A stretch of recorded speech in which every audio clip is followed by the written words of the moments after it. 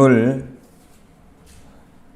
여러분과 같이 은혜 나눌 말씀은 요한계시록 16장 17절부터 21절 말씀을 본문 삼아서 일곱째 대접 재앙의 큰 성 바벨론과 만국성의 파멸이라는 주제를 가지고 같이 은혜 나눌 시간 갖도록 하겠습니다. 우리가 이 앞번에 여섯째 대접을 유브라데 강에 쏟아가지고 이제 짐승이 이 새 영이 용의 입과 짐승의 입과 거짓 선자의 입에서 나오는 그들이 큰 날의 전쟁, 곧 최후의 어떤 전쟁을 위해서 짐승의 세력을 아마겟돈이라는 어떤 곳으로 모았죠. 그 아마겟돈으로 모은 어떤 그들의 세력과 이제 마지막에 주 재림 때 계시록 19장에 백마탄 예수님과 이제 예수님의 군대들과 짐승이 모은 어떤 그 군대들과 싸우는 장면이 있습니다.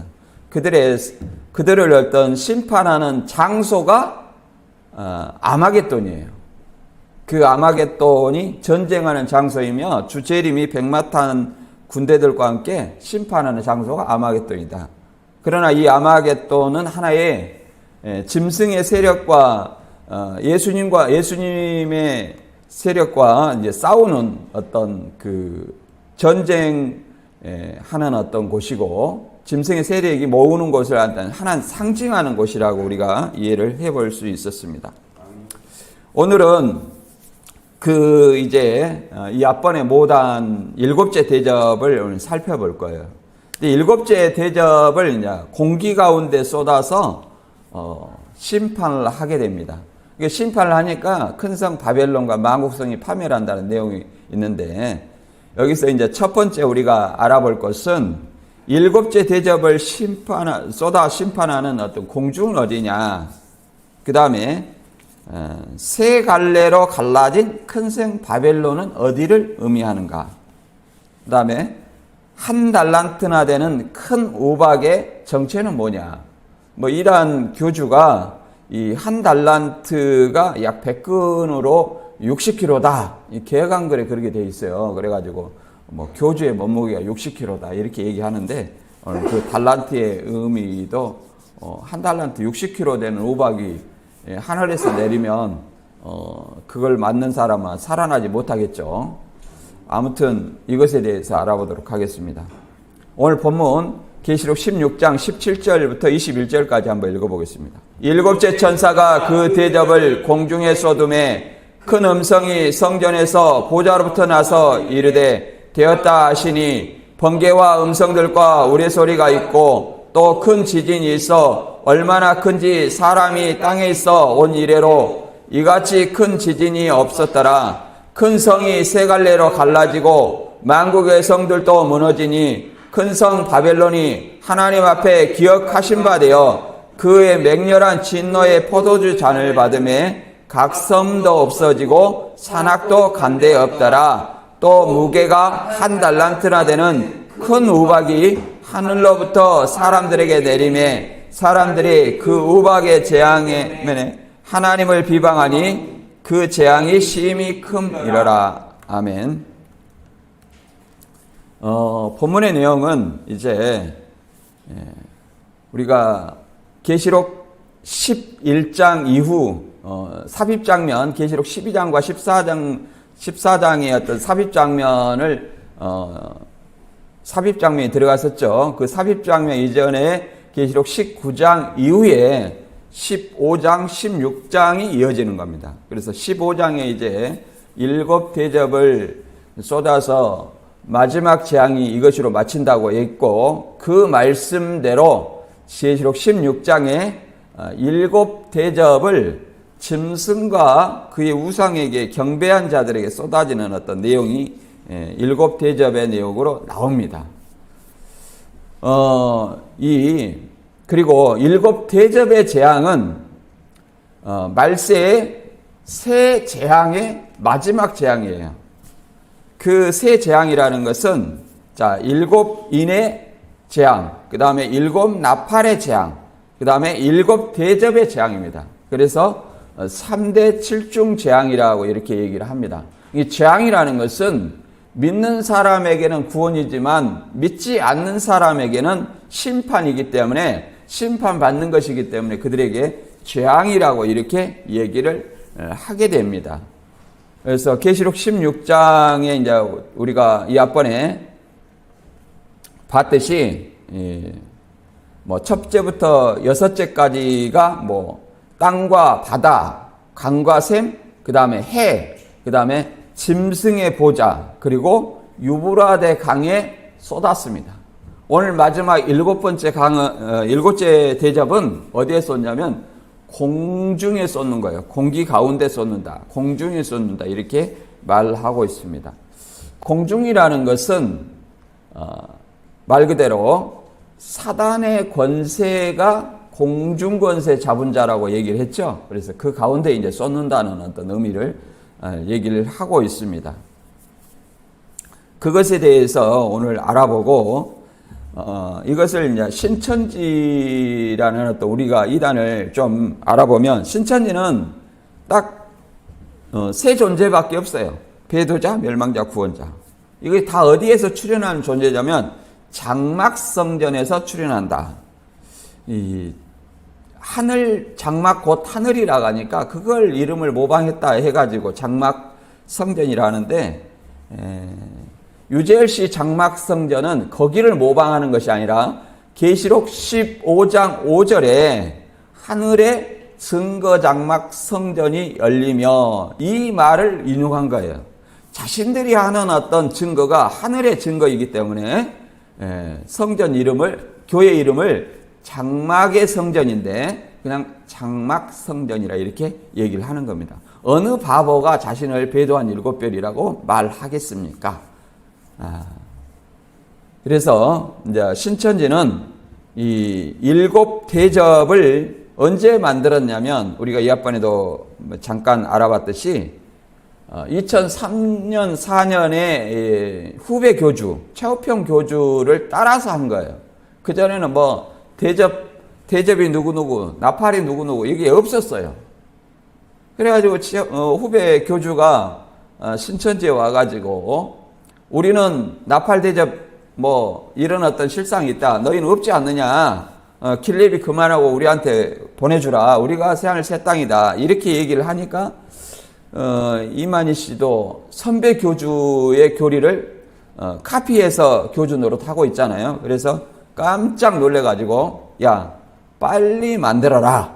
그래가지고 그때 만든 것이 2004년 계시록 실상 통합교육이에요. 그때 김모 교육장이 이걸 했죠.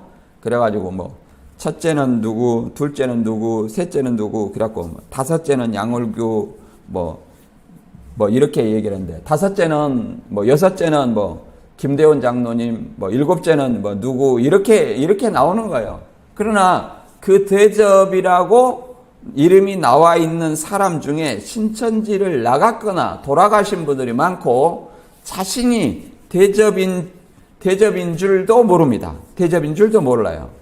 그런 것이 어디가 있겠습니까? 그리고 여기 이제 본문에 아마겟돈이다, 유브라데다, 뭐 그 다음에 공기 가운데 쏟는다. 다 이것은 뭐 어디를 얘기를 하느냐면 청지기 교육원이다 이렇게 얘기를 합니다. 심판의 장소가 청지기 교육원이에요. 청지기 교육원은 어디냐? 바벨론이 된 첫 장막이다 이렇게 얘기를 했었어요. 장막성전이라 이렇게 얘기를 했었는데 이제 맨 나중에 그 천지창조라는 최근 책이 있죠.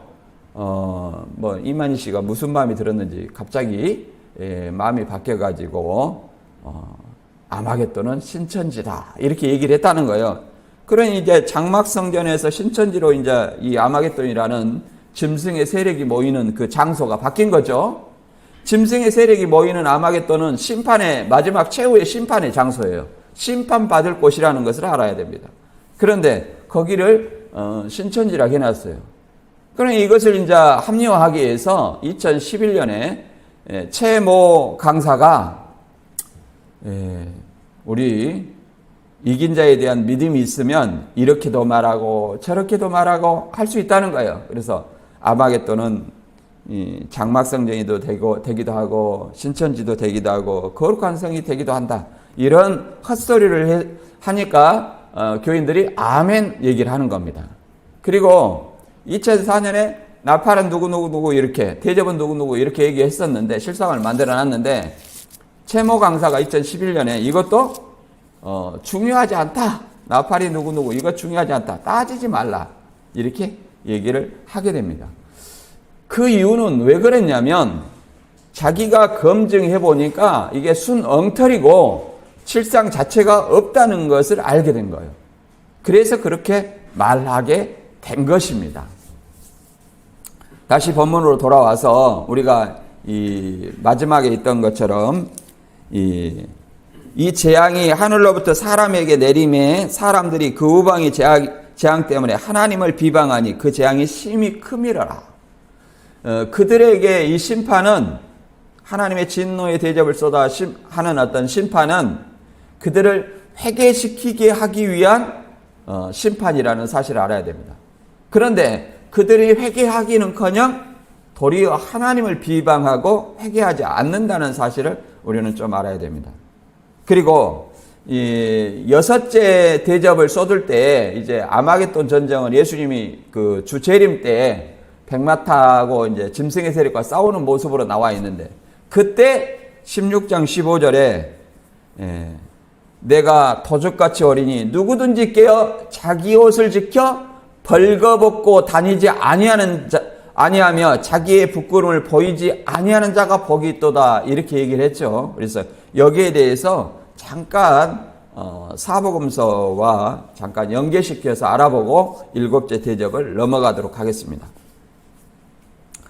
계시록 19장에 이 짐승의 세력과 싸우는 어떤 이것도 먼저는 잔치집을 열고 이제 백마탄 자와 짐승의 세력과의 전쟁을 말하고 있습니다.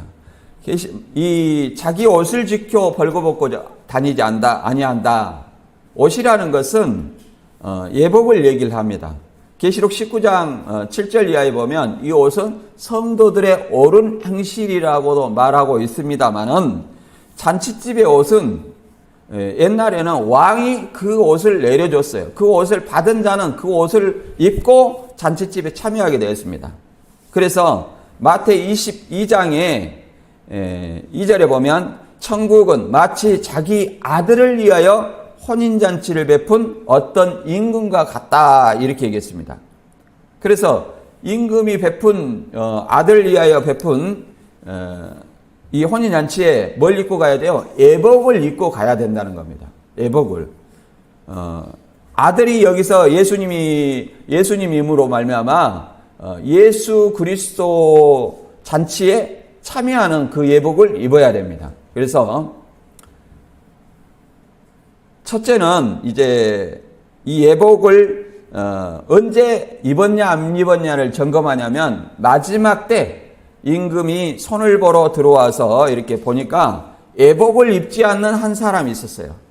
이제 사거리에 모은 사람이죠. 먼저 청한 사람은 이제 청함을 거절해서 그들을 심판하고 그다음에 사거리에 모은 사람을 놓고 이제 임금이 손을 보러 들어올어요. 이 손을 보러 들어온다는 것은 마지막 때 주 재림 때를 얘기합니다. 거기서 예복을 입은 한 사람을 보고 이르되 어찌하여 예복을 입지 않고 여기 들어왔느냐 이렇게 물어봅니다. 예복을 입고 들어와야 된다. 예복을. 그래서 예복을 입지 않은 것을 보고 바깥 어둠에 내어 쫓으라 이렇게 얘기를 합니다. 그래서 심판이죠. 그래서 예복 입는 자와 입지 않는 자 이렇게 말하는데 결론은 뭐냐 14절에 청함을 받은 자는 많되 택함을 입은 자는 적으니라. 택함 받는 자는 어떤 자냐면 예복을 입은 자를 택함 받은 자라고 얘기를 합니다. 마지막 때 택함 받은 자가 누구냐 이렇게 우리는 생각을 해야 돼요. 우리 자신도 예수 그리스도를 믿으면 다 택함을 입은 자, 청함을 받고 일단은 1차적으로 택함을 받았다 말할 수 있죠. 그러나 마지막 때까지 예복을 벌거벗고 다니지 아니하고 예복을 입은 자, 그 택함을 받은 자는 누구인가? 1차적으로 예복은 로마서 13장 12절이나 갈라디아 3장 27절에 보면 어둠의 일을 벗고 빛의 갑옷을 입자 했고 갈라디아 3장 27절에는 예수 그리스도와 함께 세례를 받는 자는 그리스도로 옷 입었느니라. 그리스도의 옷을 입고 어디에 참여해야 돼요? 예수님의 혼인잔치에 참여해야 된다. 여기서 혼인잔치라는 것은 선한 자나 악한 자나 모으는 어떤 교회 공동체를 지상의 혼인잔치라고 일자는 얘기를 합니다. 그 지상의 혼인잔치에 누가 오냐면 임금이 온다는 것은 마지막 심판 때에 이 교회 공동체 안에서 예복 안 입은 사람을 골라낸다는 사실을 우리는 좀 생각을 해야 됩니다. 그래서 계시록 3장 18절에도 이렇게 말합니다. 내가 너를 권하노니 내게서 불로 연다는 금을 사서 부요하게 하고 흰옷을 사서 입어 벌거벗은 수치를 보이지 않게 하고, 흰옷을 사서 입어 벌거벗은 수치를 보이지 않게 하라, 이렇게 얘기를 합니다. 그래서 이 주 재림 때까지 자기의 옷을 지켜 벌거벗고 다니지 아니하면 자기 수치를 보이지 않는 거, 이거는 뭐야? 깨어 있는 거와 같습니다. 깨어 있는 거. 이단들은 특정한 사람, 특정한 장소에만 예수님이 온다고 얘기를 합니다. 그러나 예수 그리스도는 특정한 장소, 세대주의자들은 예루살렘 앞에 있는 감람산에 재림한다. 스가랴 14장에 그렇게 나와 있어요. 그걸 문자적으로 보면 그렇게 되어 있습니다. 그러나 이 누가복음에는 그렇게 나와 있지 않아요. 누가복음 21장 34절 이하에 읽어보면 너희는 스스로 조심하라. 그렇지 아니하면 방탕함과 술 취함과 생활의 염려로 마음이 둔하여지고 뜻밖의 그 날이 덕과 같이 너희에게 임하리라. 그 날이라는 것은 주의 재림이에요. 주의 재림이 더디다 보니까 이게 평안하다 안전하다 하면서 자기 육신이 좋을 대로 생각을 한다는 겁니다. 그러네 35절에 보면 이 날은 온 지구상에 거하는 모든 사람에게 임하리라. 이러므로 너희는 장차 올 이 모든 일을 능히 피하고 인자 앞에 서도록 항상 기도하며 깨어 있으라 하시니라. 이렇게 말합니다. 그러니까 이 예수님이 오시는 날은 지구상의 모든 사람에게 임한다고 설명하고 있습니다. 그러니까 뭐예요? 인자 앞에, 주 재림하시는 인자 앞에 서도록 뭐예요? 항상 기도하며 깨어 있으라. 자기의 옷을 지켜 벌거벗고 다니지 않아야 된다. 이렇게 말하고 있습니다. 다시 이제 본문으로 돌아가서 우리 자신들은 항상 이렇게 기도하며 주님이 깨어 있을 수 있도록 주님이 가까이 올수록 이렇게 준비해야 될 줄로 믿습니다. 계시록 16장 17절 이하 읽어보겠습니다. 일곱째 천사가 그 대접을 공중에 쏟음에 큰 음성이 성전으로부터 나서 이르되 되었다 하시니 번개와 음성들과 우레소리가 있고 또 큰 지진이 있어 얼마나 큰지 사람이 땅에 있어 온 이래로 이같이 큰 지진이 없더라. 이렇게 말하고 있습니다. 이게 공중에 쏟으니까 이것을 이제 마지막이죠. 일곱째 대접이 마지막 장인데 일곱째 대접 중에 이제 마지막 일곱째 대접이에요. 그래서 하나님이 이 일곱째 대접으로 말미암아 이제 마치는 거예요. 그래서 되었다. 이렇게 얘기를 했죠. 만족을 얘기를 합니다. 그래서 번개와 음성과 우레소리가 난다. 이렇게 얘기하는데 여기서 먼저 공기 가운데 공중에 쏟았다. 이렇게 얘기를 합니다. 우리가 이거 공기가 공중에 쏟았다. 이렇게 하는 것은 출애굽 때 사건을 연상해 볼 수 있습니다. 모세가 화덕의 재를 가지고 어디 가운데 뿌렸어요? 공기 가운데 뿌렸다. 그래서 애굽 사람을 심판하는 것들을 연상할 수 있습니다. 그리고 다섯째 나팔 때에도 하늘에서 땅에 떨어진 별 하나가 무저갱의 열쇠를 받아가지고 그 화덕에 그 무저갱을 여니까 큰 구멍에서 큰 화덕의 연기 같은 연기가 올라오매 해와 공기가 구멍의 연기로 말미암아 어두워지며 이렇게 말하고 있습니다. 어두워지며 공기가 어두워진다. 다섯째 나팔에. 이것을 또 반영하고 있죠. 그 다음에 계시록 16장 10절에 우리가 이제 다섯째 대접을 쏟았을 때 짐승의 왕자에 쏟는다는 겁니다. 짐승의 왕자. 그러니까 짐승의 나라가 또 어두워진다고 이렇게 얘기를 하고 있습니다. 그런데 여기서 말하는 공중은 어디냐? 우리가 에베소서 2장 2절을 같이 한번 읽어보겠습니다. 에베소서 2장 2절. 그때 너희는 그 가운데에서 행하여 이 세상 풍조를 따르고 공중의 건세받은 자를 따랐으니 곧 지금 불순종의 아들들 가운데서 역사하는 영이라. 자, 공중 권세를 잡은 자가 누구예요? 사단이에요. 불순종의 아들들 가운데 역사하는 영은 누구예요? 사단이에요. 사단. 공중 권세 잡은 자. 이 공중의 사단의 세력에게 쏟는 겁니다. 사단을 심판하는 거예요.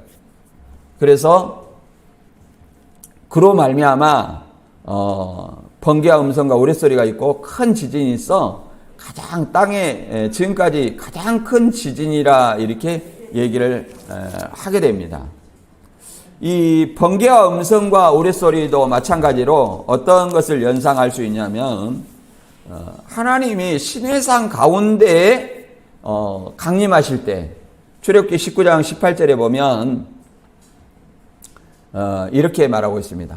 시내산의 연기가 자욱하니 여호와께서 불 가운데로 거기 강림하시나 그 연기가 옹기 가마 연기같이 떠오르고 온 산이 크게 진동하며 그렇습니다.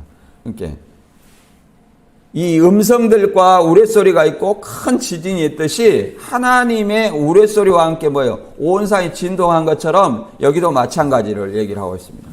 이 번개와 음성과 우레소리는 하나님의 음성을 이렇게 표현하고 있는 것도 알 수 있습니다. 왜 그러냐면 계시록 4장 5절에도 말하고 이렇게 얘기를 하고 있습니다. 보좌로부터 번개와 음성과 우레소리가 나고 이게 보좌로부터 나온 것이 뭐예요? 번개와 음성과 우레소리예요. 큰 지진은 이 땅에 있어지는 것들입니다. 점점 이제 계시록 8장 5절에는 점점 확대가 되는 거예요. 이것이 땅으로 하늘에서 있어지는 어떤 것들이 땅으로 지진으로 확대가 되는 겁니다. 계시록 8장 5절에는 이렇게 설명하고 있습니다. 천사가 향로를 가지고 제단에 불을 담아 땅에 쏟음에 우레와 음성과 번개와 지진이 나더라. 천사가 향로에 불을 담아다가 이 향로는 뭐예요? 향이 담아있죠. 향은 뭐예요? 성도의 기도들이죠. 성도의 기도는 뭡니까? 계시록 6장에 순교자의 기도가 우리 원수를 갚아달라. 땅에 가는 자들을 심판하여 우리 원수를 갚아달라는 겁니다. 그래서 이 땅에 불신자들, 짐승과 우상을 숭배하는 그 불신자들을 심판하는 어떤 모습을 지진이 나더라 이렇게 표현하고 있습니다. 그래서 이것은 계시록 이제 11장 19절에서는 이게 이제 지진을 더해서 지진의 어떤 재앙과 하늘에서 큰 우박이 내리는 어떤 재앙으로 묘사하고 있는 내용으로 더 확대가 됩니다. 계시록 11장 19절에 이에 하늘에 있는 하나님의 성전이 열리니 성전 안에 하나님의 언약궤가 보이며 또 번개와 음성들과 우레와 큰 지진과 큰 우박이 있더라 이렇게 설명하고 있습니다. 그래서 여기서 하나님의 성전이라는 것은 계시록 15장에 말하는 하늘의 성전을 얘기하는 것이고 그 하늘의 성전은 계시록 21장에 뭐예요? 새 예루살렘. 그것이 21장 23절에 성 안의 성전을 내가 보지 못하였으니 하나님과 어린 양이 그 성전이라 이렇게 말하고 있습니다. 그것을 증거 장막이라고 이렇게 얘기를 했죠. 여기서 큰 우박이 있다. 지진과 큰 우박이 있더라 이렇게 얘기를 하고 있습니다. 이게 본문에 말하는 이제 우박이 나오는 마지막 절에 우박이 나옵니다. 이것에 대해서 이제 조금 있다가 알아보도록 하겠습니다. 이 우박은 어떤 의미로 설명하고 있냐면 잠깐 보면 우박은 한 달란트라고 얘기를 하는데 이 한 달란트가 어떤 의미를 설명하고 있냐면 16장 9절부터 다시 읽어보겠습니다.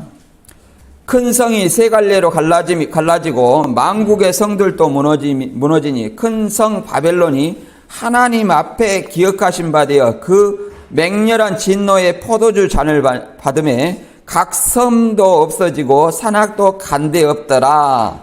또 무게가 한 달란트나 되는 큰 우박이 하늘로부터 사람들에게 내림에 사람들이 그 우박의 재앙 때문에 하나님을 비방하니 그 재앙이 심히 크매라라. 여기서 한 달란트나 되는 우박이 나오고 그 전에 뭐가 나와요? 큰 성이 세 갈래로 갈라진다. 그럼 세 갈래로 갈라지는 큰 성은 뭐냐? 이제 바벨론, 이 문맥상 이제 바벨론으로 우리가 이해를 해볼 수 있습니다. 이 바벨론이 이제 세 갈래로 갈라진다 그러면 꼭 이 세 갈래로 갈라진다는 것을 의미하지 않습니다. 바벨론의 파괴를, 바벨론의 어떤 파괴, 멸망을 이렇게 세 갈래로 갈라진다 이렇게 표현하고 있는 겁니다. 그러면 여기서 바벨론이라는 것은 뭐냐? 우리가 계시록 시대 배경 속에서 그 당시에는 노마를 바벨론으로 이해를 합니다. 왜 이렇게 바벨론을 표현했냐? 묵시를 기록하는 어떤 방법이 이방인들에게는 뭐예요? 비밀입니다. 그래서 이방인들이 알지 못하도록 노마라고 직접적으로 했으면 그 안에도 도미티아는 황제의 그 기독교 박해가 심했는데 어떻게 되겠어요? 노골적인 어떤 노마를 공격하는 것으로 보이겠죠. 그래서 뭐로 표현합니까? 바벨론. 하나님의 백성을 핍박하고 멸망시킨 그 바벨론으로 묘사를 하게 되는 겁니다. 오늘날에는 어때요? 불신자를, 세상 권력과 불신자를 바벨론으로 묘사를 하고 있는 것입니다. 그리고 만국의 성들도 무너지니, 이제 바벨론은 뭐 이렇게 불신자들의 어떤 대표라고 말할 수 있죠. 본성이라고 말할 수 있고, 더 나아가서 이 만국의 성들이라는 것은 그 세부 하부 조직들이라고 얘기를 할 수 있습니다.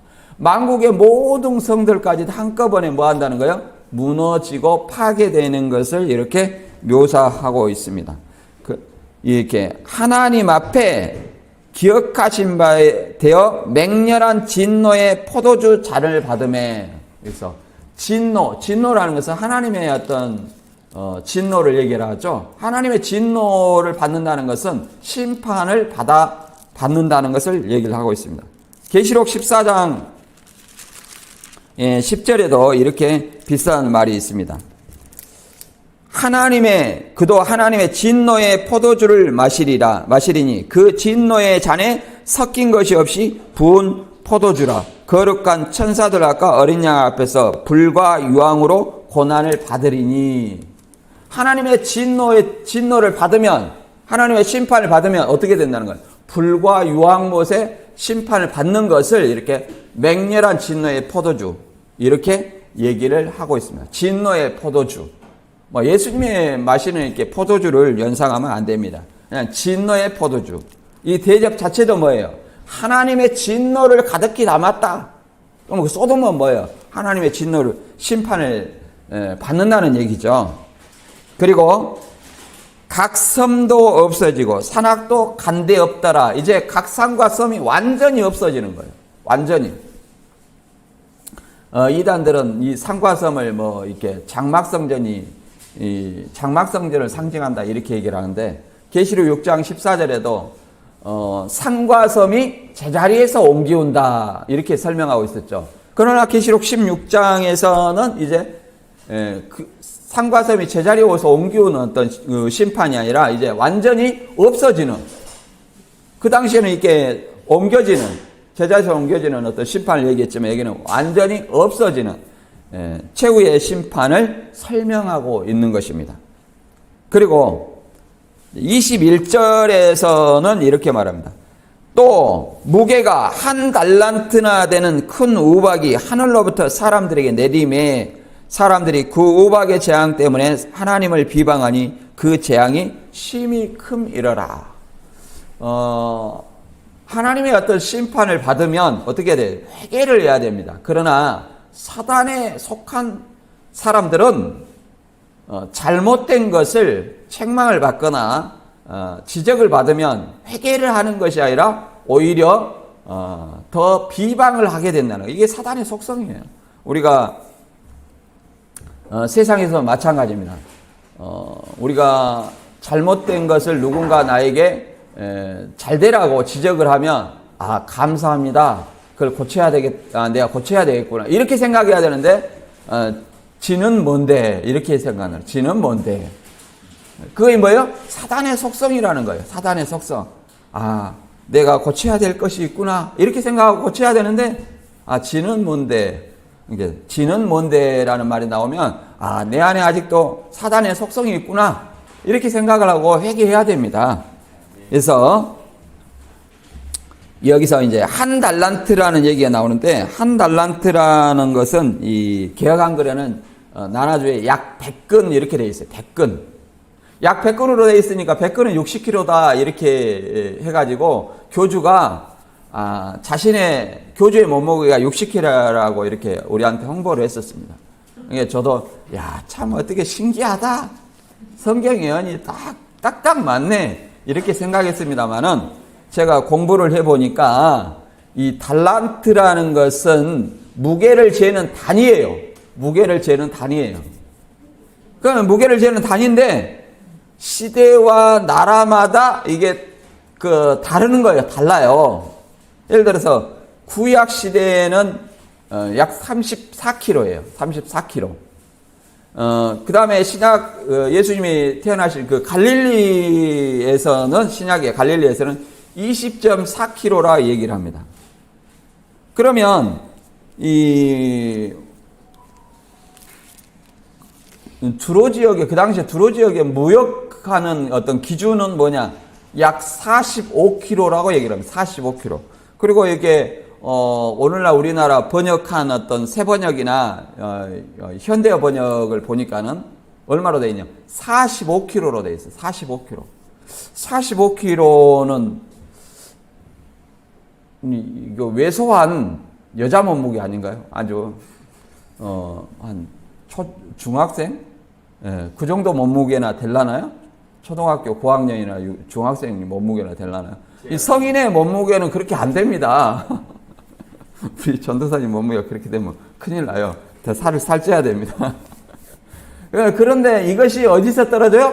하늘로부터 떨어진다는 거예요. 떨어져야 돼요. 갑자기 장막성에 출현하는 것이 아니라 이게 해가지고 이 재앙이라는 거예요. 그런데 재앙이라고 이렇게 얘기하죠. 근데 불신자들에게 재앙이라고 이렇게 설명하고 있는 것입니다. 그래서 점점 이 심판이 어떻게 됐어요? 확대되었다는 것을 알 수 있습니다. 어떻게 확대됐어요? 자, 번개와 음성과 내성이 나고 우레소리가 나고 그 다음에 큰 지진으로 확대되었죠. 더 나가서 이제 하늘로부터 뭐까지 내려요? 우박이 내려서 그들을 심판하게 됩니다. 그러나 심판을 하는 것이 그들을 회개시키기 위함인데도 불구하고 그들은 회개해요, 안 해요? 회개하지 아니하고 오히려 더 하나님을 비방한다는 거예요. 비방한다. 예, 계시록 9장에도 마찬가지로 나와 있죠. 9장 20절 읽어보겠습니다. 이 재앙에 죽지 않고 남은 사람들은 손으로 행하는 일을 회개치 아니하고 오히려 여러 귀신과 또는 보거나 듣거나 다니거나 하지 못하는 금은 동과 목석의 우상에 절하고 또 살인과 복술과 음행과 도적질을 회개하지 아니하더라. 그러니까 우상이라니까 문자적인 우상만 얘기하는, 물론 문자적인 우상 섬기는 사람도 있어요. 그러나 오늘날의 우상은 하나님을 믿는 사람이 생각하는 우상은 뭐냐? 하나님이 아닌 존재를 숭배하는 것, 경배하는 것. 이것이 뭐예요? 우상이다. 왜 그러냐면 돈을 숭배하고 그러잖아요. 자기 자신을 하나님처럼 여기고, 이런 것이 뭐예요? 우상이라는 것입니다. 어떤 사람은 많은 사람들이 자기를 따르니까 나는 성령의 본체다. 성령의 본체는 뭐예요? 하나님이란 얘기죠. 이것이 뭐예요? 자기를 신격화하는 우상이라는 것을 알아야 됩니다. 하나님이 아닌 대상을 경배하고 하는 것들이 우상 숭배라는 것을 알아야 돼요. 그리고 뭐라고 말합니까? 이 재앙을 하는데 회개치 아니하고 오히려 귀신과 귀신이 귀신의 영이 어떤 거예요? 짐승의 새 귀신의 영이 뭐예요? 사단과 그 다음에 짐승의 입과 거짓 선지자, 이들을 뭐라고 말합니까? 귀신이라고 얘기를 합니다. 귀신. 그들의 어떤 속한 영을 뭐라고 그래요? 귀신이다 얘기를 합니다. 그리고 살인과 복술과 음행과 도적질을 회개하지 않는다. 살인은 뭐 어떤 거예요? 영혼을 죽이는 거죠. 사람의 그 잘못된 거짓말로 사람의 영혼을 사냥해요. 이단의 잘못된 점치는 말, 그 다음에 음행, 도적질, 이런 것들로 뭐예요? 사람의 영혼을 사냥하고 있다는 사실을 우리는 알아야 됩니다. 그러나 이 심판을 기쁘게 회개하고 주님께 돌이켜야 되는데도 불구하고 그들은 돌이켜야 안 돌이켜요? 안 돌이키고 오히려 회개하지 않고 하나님을 비방하더라, 이렇게 설명하고 있습니다. 그래서 따라서 우리는 베드로후서 3장 9절에서 10절에서 이하 읽어보겠습니다. 3장 베드로후서 읽고 정리하고 마치겠습니다. 3장 9절. 주의 약속은 어떤 이들이 더디다고 생각하는 것 같이 더딘 것이 아니라 오직 주께서는 너희를 대하여 오래 참으사 아무도 멸망하지 하고 다 회개하기에 이르기를 원하시나. 그러나 주의 날이 도적같이 오리니 그 날에는 하늘이 큰 소리로 떠나가고 물질이 뜨거운 불에 풀어지고 땅과 그 중에 있는 모든 것이 드러나리라. 자, 하나님께서 오래 참으사 아무도 멸망치 않고 회개하기에 이른다. 이렇게 불신자들을 어떤 심판하는 것은 그들이 멸망케 하기 위함이 아니라 그들이 오히려 회개하고 구원하기 위함이다. 이런 어떤 사실을 알아야 됩니다. 따라서 오늘 말씀처럼 다시 정리하면 마지막 최후의 어떤 심판은 7째 대접으로 끝납니다. 공중 가운데 쏟는다는 겁니다. 대접을. 하나님의 진노를 공중 가운데 쏟는다는 거예요. 이게 청지교육원이나 이런 걸 얘기하는 거 아니에요. 공중 권세 잡은 자, 누구예요? 사단이죠. 마지막 사단을 심판하니까 그 사단의 세력이 있는 바벨론 성이 무너지고 그 세력, 바벨론 성을 의지하던 만국의 성들도 뭐예요? 다 무너진다. 이렇게 설명하고 있습니다. 그리고 하늘로부터 큰 우박이 내려서 그 재앙이 심히 큽니다. 이거는 교주의 몸무게를 얘기하는 거 아니에요. 한 달란트라는 어떤 큰 우박, 45km 떨어져도 웬만한 사람은 다 죽습니다. 요즘에 우박은 크기는 크더라고요. 주먹만한 것들도 해가지고 차를 이렇게 파괴하고 집들도 파괴하는 것들을 봤습니다. 그러나 아직까지 45km나 되는 그 우박은 제가 보지 못했어요. 그러나 마지막 종말의 어떤 심판은 이만큼 무서운 재앙이다. 누구에게? 불신자에게는 재앙이고 믿는 자에게는 구원이라는 사실을 알아야 됩니다. 따라서 오직 그리스도만이 우리 구원자임을 믿고 저와 여러분이 심판에서 살아남는, 자기 옷을 지켜 부끄러움 당하지 않는 저와 여러분이 되시기를 주님의 이름으로 축원합니다.